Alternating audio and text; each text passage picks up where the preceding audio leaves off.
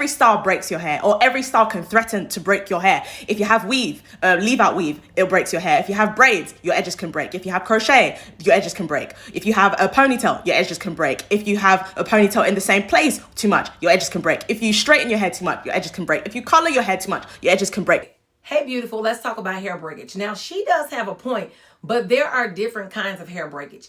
Google will tell you that we lose about 50 to 100 strands of hair per day. I don't know how true that is. I've never bothered to count every time I lose a piece of hair. And then plus, I don't even know every time I lose a piece of hair. But let's just say that Google is right. That is considered hair breakage. But that's not bad hair breakage. That's normal. I want to talk about bad hair breakage, what causes it, and how to prevent it. So let me take a look at some clips with you so that you know what to do and what not to do.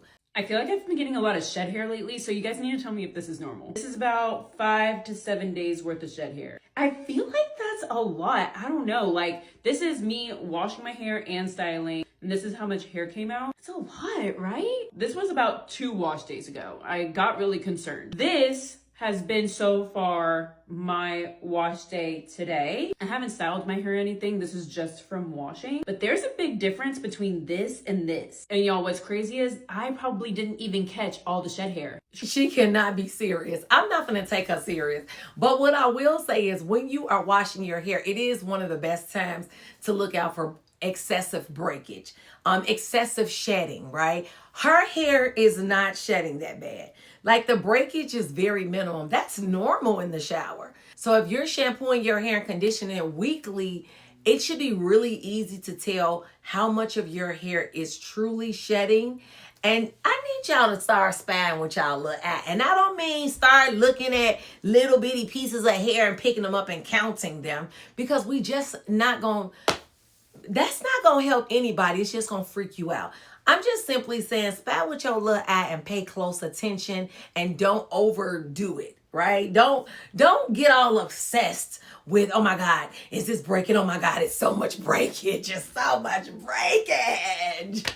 No, we don't want to do that. We just want to keep track of, is this breakage normal or is it not normal? Is this massive? That video, girl, if you don't stop playing, you had 75 cents before and then you got $1. Now, if you go from 75 cents to $2 of breakage, then come talk to us. And then you have to think about the hairstyles that you had. Like me per se, I leave a protective style in for 3 weeks. I'm talking about only my hair, either in mini twist, 2-strand twist, or braided or whatever. And so I know that once I take my hair down, I'm going to have a little bit more shedding because I haven't combed my hair in 3 weeks.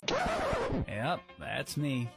You're probably wondering how I ended up in this situation. I know it's probably insane that I'm actually trying to do this on my own, even though I haven't permed my hair in years. I was seeing prices like $150, $200 for a virgin hair relaxer.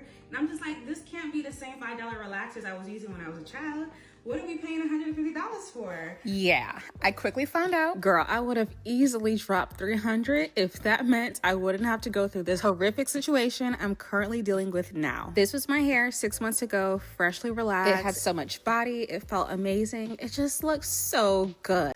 I'm not really sure if it was the relaxer that took her hair out, but what I will say is that relaxers do have like different signs on the boxes where it's like a mild relaxer or a strong relaxer. So if you're going to relax your hair, make sure you look out for that. Now, me personally, when adding such harsh chemicals to your hair, I would definitely say go to a salon. How many times do you get a relaxer? Maybe every 3 months. This girl, she got a relaxer twice in 6 months. So I don't think it was the relaxer. I feel like it was the protein that she added to her hair. Now, in the video, she states that she put this particular brand and it was protein. And no shade to the brand. We're talking about the product itself. It could have been any brand that made a product with protein in it. And so she used this and her hair started to break off. Now, let me tell y'all how you can see signs of breakage. When your hair is wet, if you pull a strand and it snaps off, too much protein overload. Remember that our hair is made of protein, keratin. So you want to make sure that you're not adding protein when you don't need it. Put it in when you need it. As a matter of fact, just go to a stylist. because the girls doing their hair at home and start buying all of these products and you're not sure when you need to use it is a telltale sign that you need to be in somebody's salon chair. I'm just saying. Now, how do you solve the problem of protein overload if you've made this mistake? You got to reset your whole wash day. Reset your whole routine, because she was washing weekly. But why don't you try to wash every 2 weeks? Because the hair is really brittle and you don't want to mess it up more by having it constantly washed and you constantly messing with it. So wash every 2 weeks, put it in a protective style, make sure that you're deep conditioning, and all products need to be moisturizing because you want to keep that moisture in there. And the number one rule is, if there's any breakage, girl, you need to cut it. Hey, you need to cut it. Gotten worse. Look. So TikTok has let me know that I have something called Trichotillomania. You know what that is? It is literally the obsessive pulling of some form of your hair, whether it's eyebrows or eyelashes or your actual hair. You just can't stop pulling your hair. And for the longest time, I was just wondering, why is my hair not growing? Well, honestly, if I'm being real, I was trying to figure out how much of a problem it is. It's a problem. Now, if I can pinpoint where this started, it basically was the pandemic, like, obviously. But from like working from home, I have, you know, you just on the computer or whatever, and I'm just like playing with my hair. I can't stop. Now I really like cannot stop. Like, I catch myself over and over. And if I'm trying to wear my hair like in its shrunken state, it's even worse for me, because like I can feel where a tangle might start. And see, ooh, right there. Like, I want to pick it so bad, so I do. But that's definitely affected just my length retention, because I'm doing all this work and I can't retain any length because I cannot stop pulling with my hair. TikTok helped her, so it's going to help you too. So everything this girl said in her video is true. Trichotillomania is pulling of the hair, and it causes little areas of hair breakage. Now, I'm not quite sure if this is her situation. She did do a self-diagnosis based on TikTok. It just seems like the area that it's in.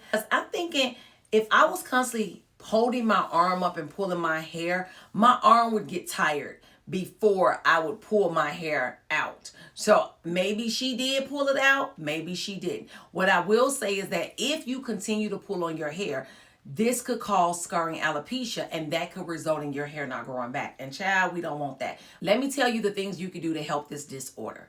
Wearing styles that are protective, you know, that hide your hair so that you ain't pulling at it. Now, me personally, I prefer protective styles with no extra hair in it, because you can't get no more protective than that. But if you have to add weave, if you need the braids with extensions or the sew-ins, go right ahead. As long as you're taking care of your hair underneath and keeping it healthy and you're not pulling at it, I'm all for it. Now, I have another video that I want to show you. This is our last one, and it's pertaining to a different kind of hair breakage. I think you might want to stay and see this one. Warning, the following video is extremely disturbing. Remember when I mentioned earlier that when I wear my protective styles for 3 weeks, I have a little bit more shedding than normal because I haven't touched or combed my hair? Well, that can happen when you wear protective styles anytime. A lot of the times the girls are wearing them longer than 3 weeks, especially when it comes to the braid extensions or the sew-ins. So you're going to have way more hair breakage or shedding. There are also other reasons why you can experience more hair breakage or shedding. So when you wear braids, that hair cuts at your hair because your hair isn't moisturized. You got the girls putting oil on their hair thinking that that's going to moisturize their hair. No, boo-boo. You need a water-based product. And you need to make sure that you got some good braiding hair, because some braiding hair literally just cuts at your hair. Have you ever seen pictures of a girl's hair that was ate up from braids? Yeah, that's what I'm talking about. Looking like some scissors just went chop, chop, chop, chop, chop. The other thing is, when you're wearing your hair in a protective style like sew-ins, you're not getting any moisture. And here go the girls again, oiling their scalp. Child, if y'all don't stop with this oil, it's about to drive me crazy. Okay, we should know by now because there have been enough videos done on it, and I have done plenty of videos.